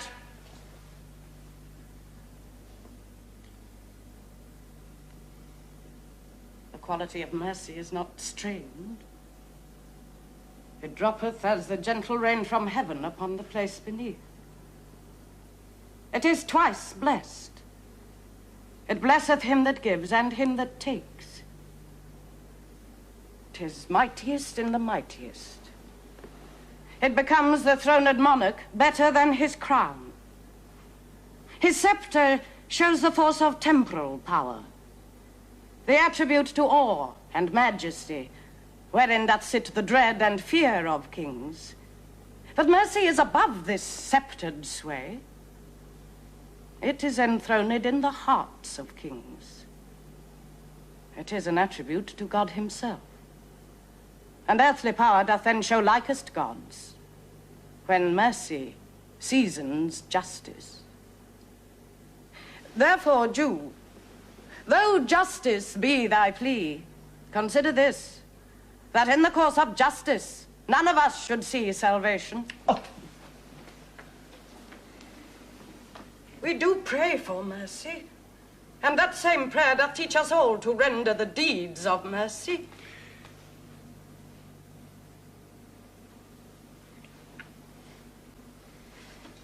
I have spoke thus much to mitigate the justice of thy plea, which, if thou follow this strict court of Venice, must needs give sentence against the merchant there. My deeds upon my head, I crave the law, the penalty and forfeit of my bond. Is he not able to discharge the money? Yes, here I tender it for him in the court, yea, thrice that sum. If that will not suffice, I'll be bound to pay 10 times more on forfeit of my hands, my head, my heart.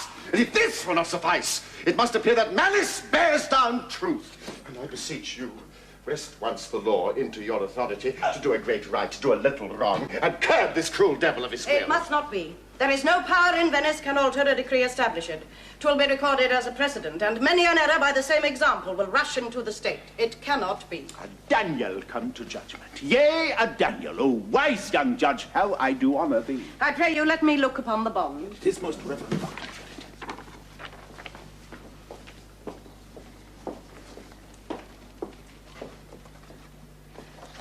Shylock, there's thrice thy money offered thee. An oath. An oath. I have an oath in heaven. Shall I lay perjury upon my soul? No, not from Venice. By this bond is forfeit. And lawfully by this, the Jew may claim a pound of flesh to be by him cut off, nearest the merchant's heart. Oh, noble judge, oh, excellent young man. Be merciful. Take thrice thy money. Bid me tear the bond. When it is paid according to the tenor, it doth appear you are a worthy judge. You know the law. Your exposition hath been most sound. I charge you, by the law, whereof you are a well-deserving pillar, proceed to judgment. By my soul I swear there is no power in the tongue of man to alter me. I stay here on my bond. Most heartily I do beseech the court to give the judgment. Why then thus it is.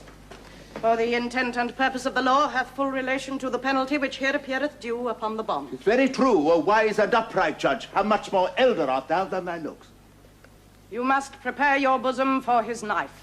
His breast, so says the bond, doth it not, a noble judge? Nearest his heart, those are the very words. It is so. Are there balance here to weigh the flesh? I have them ready. Have by some surgeon, Shylock, on your charge to stop his wounds, lest he do bleed to death. It's so nominated in the bond. It is not so expressed, but what of that? 'Twere good you do so much for charity. Cannot find it. Oh, 'tis not in the bond!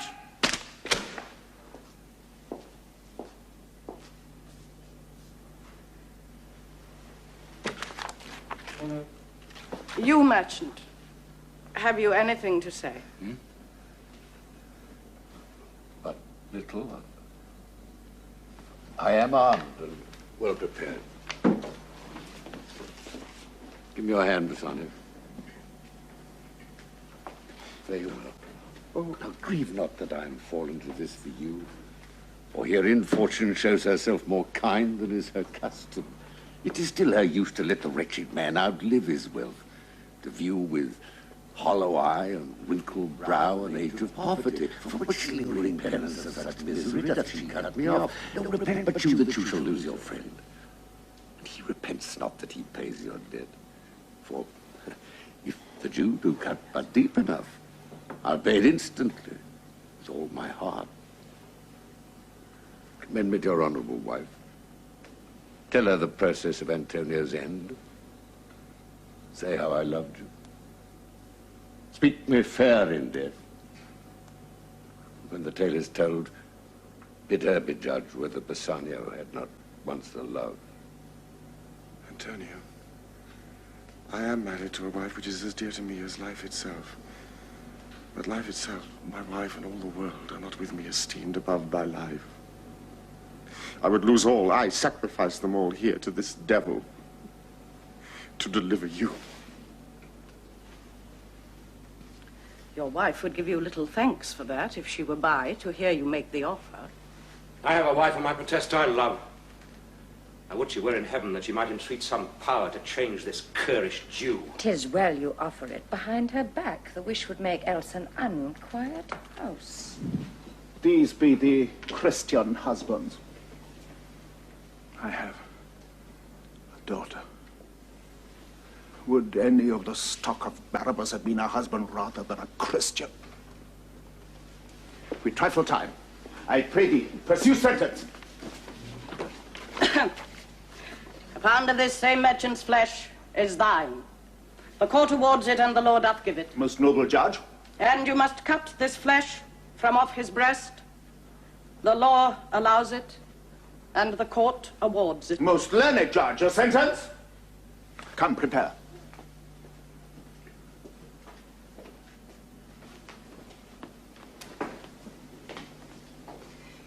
Tarry a little. There is something else. This bond doth give thee here no jot of blood.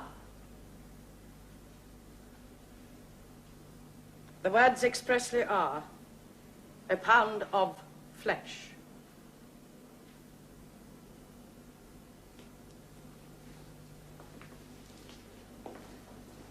Take then thy bond. Take thou thy pound of flesh. But in the cutting it, if thou dost shed one drop of Christian blood, thy lands and goods are by the laws of Venice confiscate unto the state of Venice. Oh, upright judge. Marked you a learned judge. Is that the law? Thyself shalt see the act. For as thou urgest justice, be assured thou shalt have justice more than thou desirest. A learned judge. Marked you a learned judge.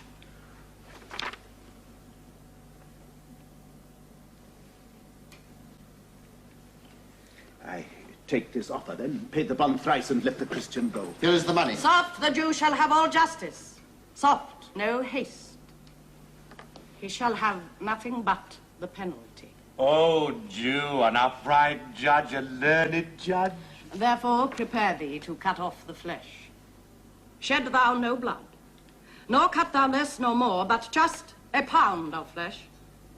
If thou takest more or less than a just pound, be it but so much as makes it light or heavy in the substance, or the division of the 20th part of one poor scruple, nay, if the scale do turn but in the estimation of a hair, thou diest, and all thy goods are confiscated. A second Daniel, a Daniel Jew. Now, infidel, I have you on the hip. Why doth the Jew pause? Take thy forfeiture. Give me my principal and let me go. I have it ready for thee. Here it is. He hath refused it in the open court. He shall have merely justice and his bond. Daniel, still say I. A second Daniel. I thank thee, Jew, for teaching me that word. Shall I not have barely my principal? Thou shalt have nothing but the forfeiture, to be so taken at thy peril, Jew. And the devil give him good if it does stay no longer question. Harry, Jew. The law hath yet another hold on you.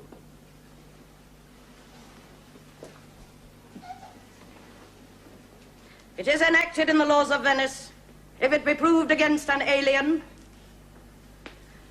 that by direct or indirect attempt he seek the life of any citizen, the party against the which he doth contrive shall seize one half his goods. The other half comes to the privy coffer of the state, and the offender's life lies in the mercy of the Duke only, against all other voice. In which predicament I say thou standst, for it appears by manifest proceeding that indirectly and directly too thou hast contrived against the very life of the defendant, and thou hast incurred the danger formerly by me rehearsed. Down, therefore, and beg mercy of the Duke. Beg, that thou mayst have leave to hang thyself. And yet thy wealth being forfeit to the state, thou hast not left the value of a cord. Therefore thou must be hanged at the state's charge. Yet thou shalt see the difference of our spirit. I pardon thee thy life before thou ask it. For half thy wealth, it is Antonio's. The other half comes to the general state, which humbleness may drive into a fine. I, for the state, not for Antonio. Nay, take my life and all. Pardon not that. You take my house, if you do take the prop that doth sustain my house. You take my life, if you do take the means whereby I live.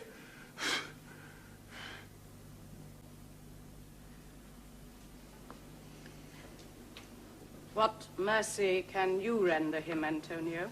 A halter gratis, nothing else, for God's sake. If it please my lord the Duke and all the court, to quit the fine for one half of his goods I am content, so he will let me have the other half in use to render it upon his death unto the gentleman that lately stole his daughter. 2 things provided more, that for this favour he presently become a Christian. The other, that he do record a gift here in this court of all he dies possessed, unto his son Lorenzo and his daughter. He shall do this, or else I do recant the pardon that I late pronounced here. Art thou contented, Jew?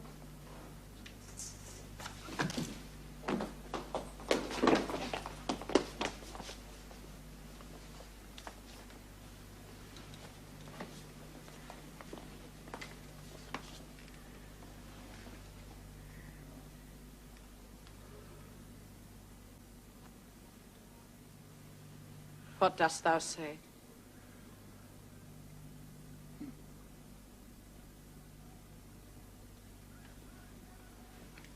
I'm content. Clerk, draw deed of gift. I pray you, give me leave to part from hence. I'm not well. Send the deed after me, and I will sign it. Get thee gone, but do it. In christening shalt thou have 2 godfathers. Had I been judge, thou shouldst have had 10 more to bring thee to the gallows. Not the font.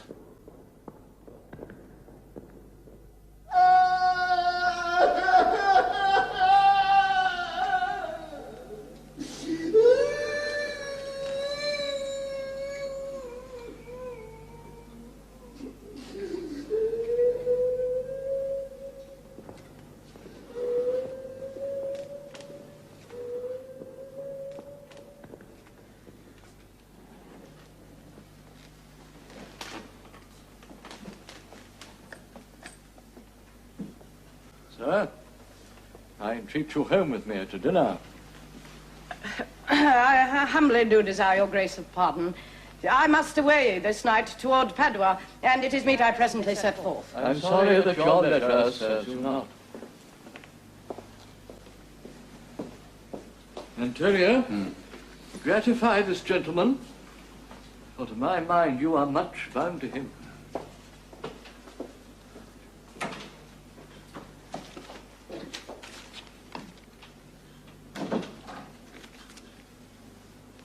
Most worthy gentlemen, I and my friend have by your wisdom been this day acquitted of grievous penalties, in lieu whereof 3,000 ducats due unto the Jew. We freely cope your courteous pains. And stand indebted over and above in love and service to evermore. He is well paid that is well satisfied, and I, delivering you, am satisfied, and therein do account myself well paid. My mind was never yet more mercenary. I pray you, know me when we meet again. I wish you well, and so I take my leave. Sir, of course I must attempt you further. Take some remembrance of us as a tribute, not as a fee. Grant me 2 things, I pray you. Not to deny me, and to pardon me. You press me far, and therefore I will yield. Now, give me your gloves. I'll wear them for your sake. And for your love, I'll take this ring. Oh, do not draw back your hand. I'll take no more. And you in love shall not deny me this. This ring, alas, good sir, it is a trifle. I will not shame myself to give you this. I will have nothing else but only this, and now methinks I have a mind to it. Well, there's more depends on this than on the value. The dearest ring in Venice will I give you, and find it out by proclamation. But for this, I pray you pardon me. I see, sir, you are liberal in offers. You taught me first to beg, and now methinks you teach me how a beggar should be answered. But sir, this ring was given to me by my wife, and when she put it on, she made me vow neither to sell, nor give, nor lose it. That excuse serves many men to save their gifts. And your wife be not a mad woman, and know how well I have deserved this ring, she would not hold out enemy forever for giving it to me. Well, peace be with you.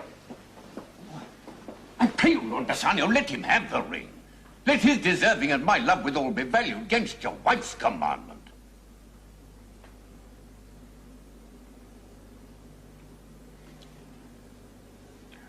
Gratiano, go. Run and overtake him. Give him the ring. And persuade him, if thou canst, to come anon to Antonio's lodging. Go away. Make haste.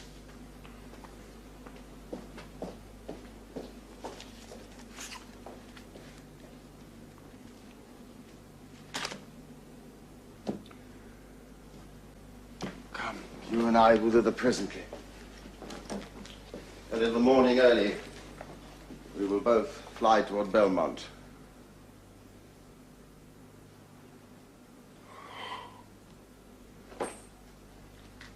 Come, Antonio.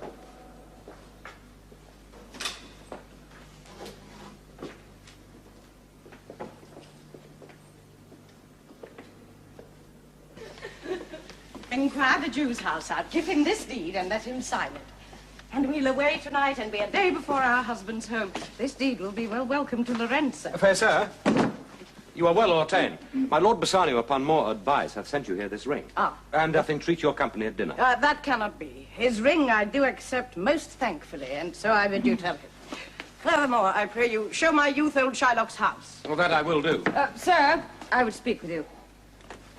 I'll see if I can get my husband's ring, which I did make him swear to keep forever. Thou mayest, I warrant. We shall have them swearing they're to give these rings away to men. Away, make haste. Thou knowst where I will tarry. Come, good sir. Will you show me to this house?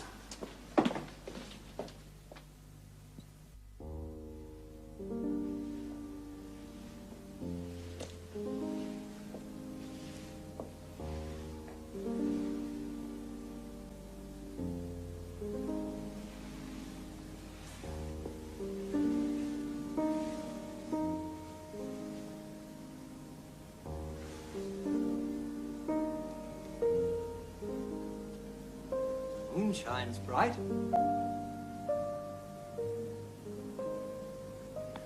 Such a night as this, when the sweet wind did gently kiss the trees, and they did make no noise, in such a night, Troilus, methinks, mounted the Trojan walls, and sighed his soul toward the Grecian tents, where Cressid lay that night.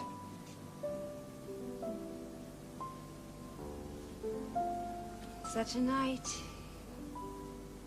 did Thisbe fearfully outtrip the dew, and saw the lion's shadow wear himself, and ran dismayed away.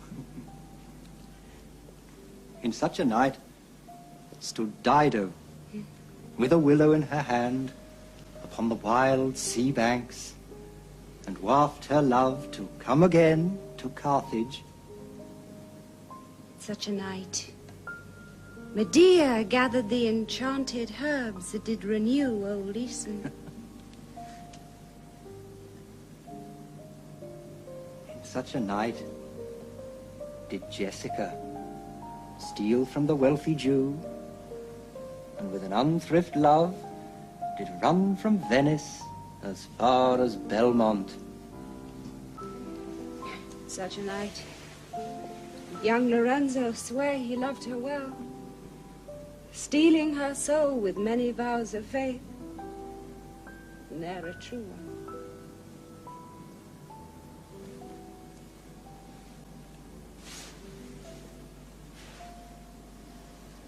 In such a night did pretty Jessica, like a little shrew, slander her love, and he forgave it her. I would outnight you, but hark, I hear the footing of a man. Who comes so fast in silence of the night? A friend. A friend? What friend? Your name, I pray you, friend. Stefano is my name, and I bring word.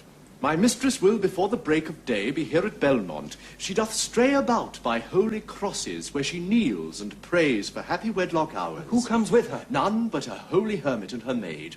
I pray you, is my master yet returned? He is not, nor we have not heard from him. But go we in, I pray thee, Jessica, and ceremoniously let us prepare some welcome for the mistress of the house. Sweet soul, let's in, and there expect their coming.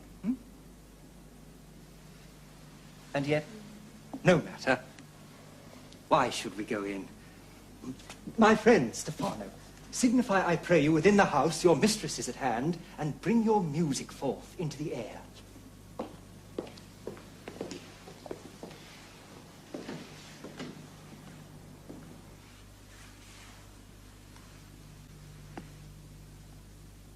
How sweet the moonlight sleeps upon this bank.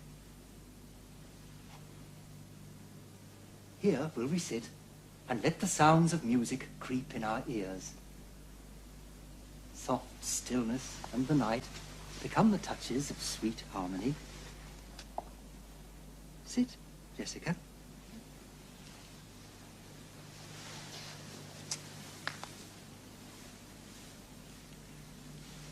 Look how the floor of heaven is thick inlaid with patines of bright gold. There's not the smallest orb which thou behold'st, but in his motion like an angel sings, still choiring to the young-eyed cherubims. Such harmony is in immortal souls, but whilst this muddy vesture of decay doth grossly close it in, we cannot hear it.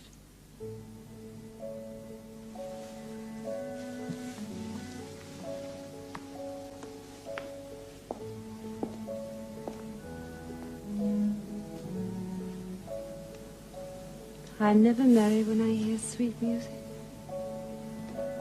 The reason is your spirits are attentive. For do but note a wild and wanton herd or race of youthful and unhandled colts, fetching mad bounds, bellowing and neighing loud, which is the hot condition of their blood. If they but hear perchance a trumpet sound, or any air of music touch their ears, you shall perceive them make a mutual stand, their savage eyes turned to a modest gaze by the sweet power of music. Therefore the poet did feign that Orpheus drew trees, stones, and floods, since naught so stockish, hard, and full of rage, but music, for the time, doth change his nature. The man that hath no music in himself, nor is not moved with concord of sweet sounds, is fit for treasons, stratagems, and spoils. The motions of his spirit are dull as night, and his affections dark as Erebus. Let no such man be trusted. Mark the music.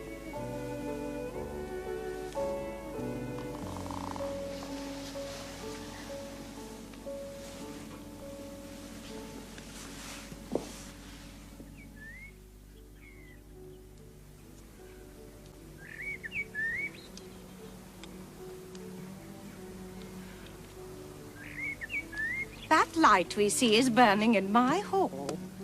How far that little candle throws his beams. So shines a good deed in a naughty world.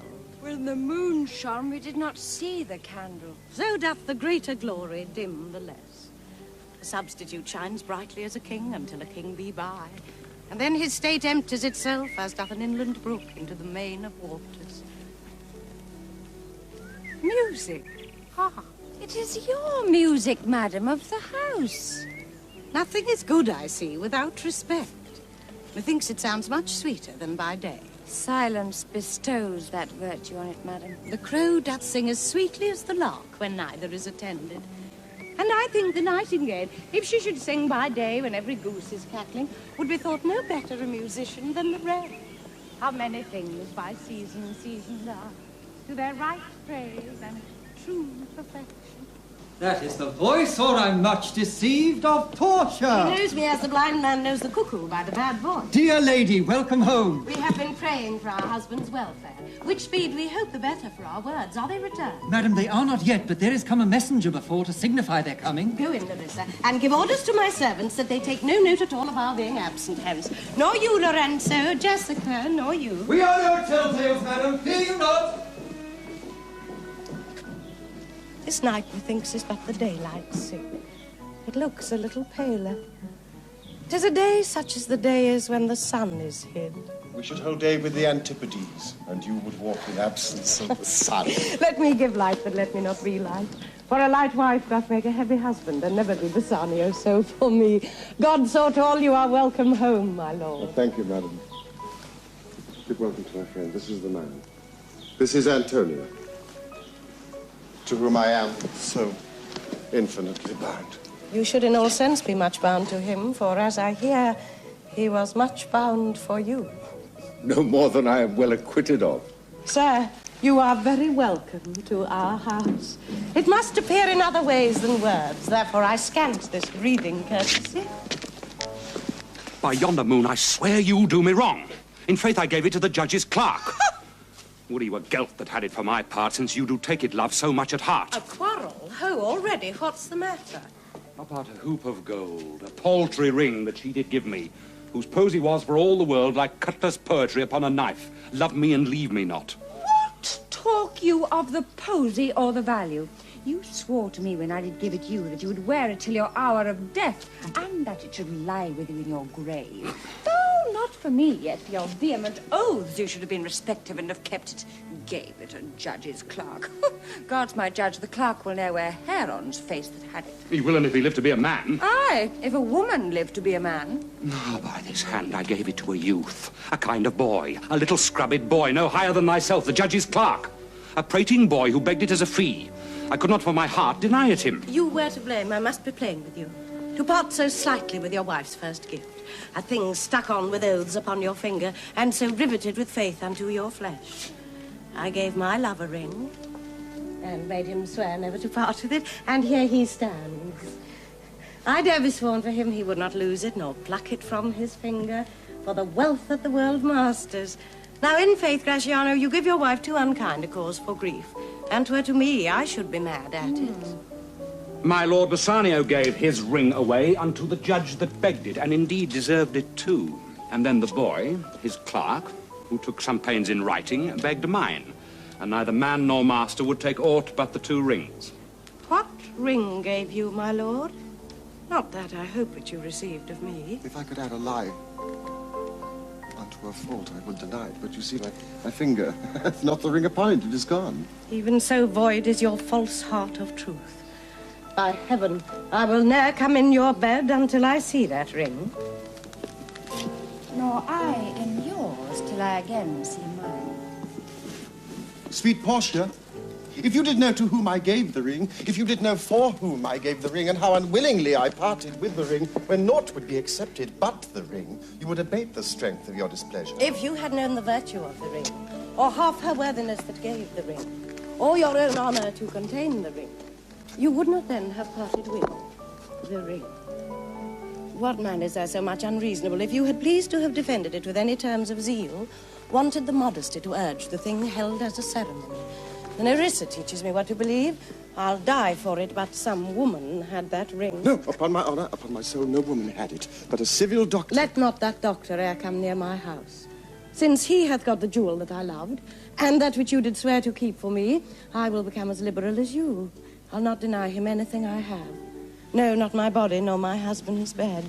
Know him I shall, I am well sure of it. Lie not a night from home. Watch me like Argus. If you do not, if I be left alone, now by mine honor, which is yet mine own, I'll have that doctor for my bedfellow. And I, his clerk. Therefore be well advised how you do leave me to mine own protection. Well, do you so? Let not me take him then, for if I do, I'll mar the young clerk's pen. Oh, I am the unhappy subject of this quarrel. Oh, sir, grieve not you. You are welcome, notwithstanding. Sweet Portia, pardon me. And upon my soul, I swear, I never more will break an oath with thee. I once did lend my body for his wealth, which but for him that had your husband's ring had quite miscarried. I dare be bound again, my soul upon the forfeit, that your lord will never more break faith. Advisedly. Then you shall be his surety. Oh. Give him this, and bid him keep it better than the other. Dear Lord Bassanio, swear to keep this ring. By heaven, it is the one I gave the doctor. I had it of him. Pardon me, Bassanio, for by this ring that doctor lay with me. And pardon me, my gentle Gratiano, that same scrubbed boy, the doctor's clerk, in lieu of this, last night did lie with me. Why, this is like the mending of highways in summer where the ways are fair enough. What, are we cuckolds ere we've deserved it? Oh, speak not so grossly.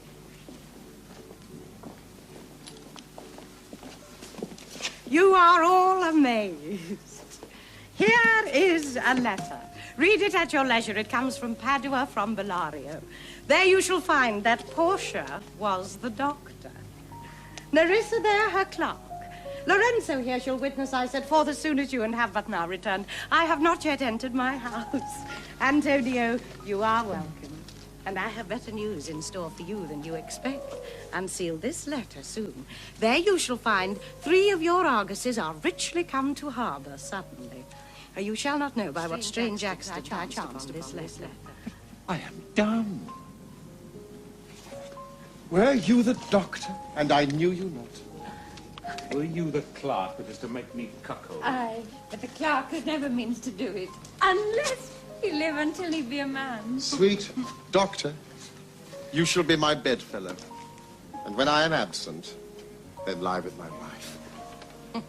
Sweet lady, you have given me life and living. For here I read for certain that my ships are safely come to road.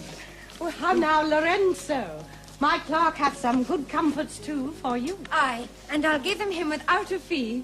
There do I give to you and Jessica, from the rich Jew, a special deed of gift after his death of all he dies possessed. There, ladies, you drop manna in the way of starved people. 'Tis almost morning. And yet I'm sure you are not satisfied of these events at full. Let us go in, and charge us there upon interrogators, and we will answer all things faithfully. Let it be so.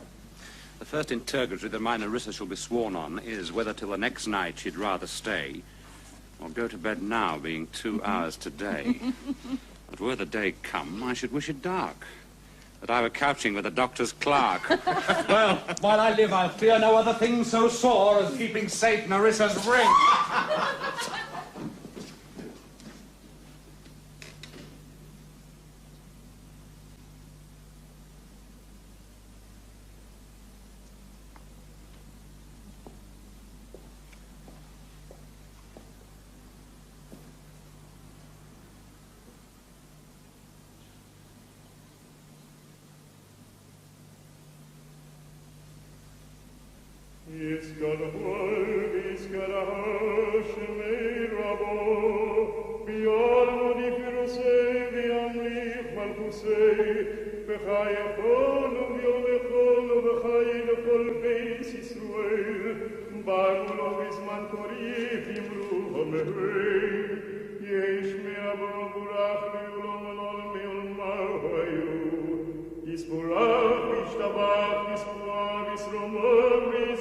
Just looking ahead to Tuesday and the fantastical romance of Beauty and the Beast with Jean Cocteau's wonderful creation at 10:35. Do remember you'll find much more about our programmes with previews and extra added information on our website, skyarts.co.uk.